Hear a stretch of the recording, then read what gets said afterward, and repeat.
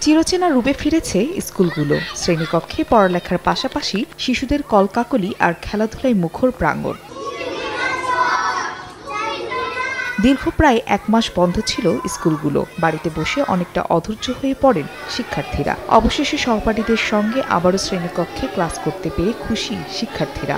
এতদিন বাসায় বসেছিলাম, ভালো লাগে না। স্কুলে এখন সব বন্ধুদের সাথে দেখা করতে পারছি, খেলা করতে পারি। আমরা ক্লাসের ফাঁকে ফাঁকে আনন্দ করছি। এতদিন আমাদের স্কুল বন্ধ ছিল, আমরা বন্দি ছিলাম। তবে শিক্ষার্থীদের সিলেবাস শেষ হওয়া নিয়ে দুশ্চিন্তায় অভিভাবকরা। চান শিশুদের নিরাপত্তাও। বাচ্চাদের লেখাপড়া হচ্ছে না, একটা কেমন জানি লাগতো।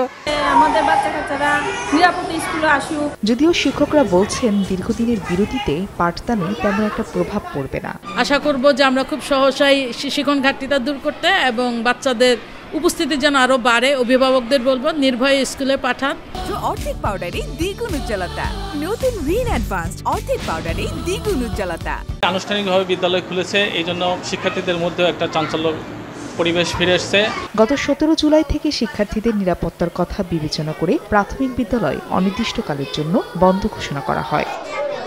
ফাহরিয়া ফারজানা, সময় সংবাদ।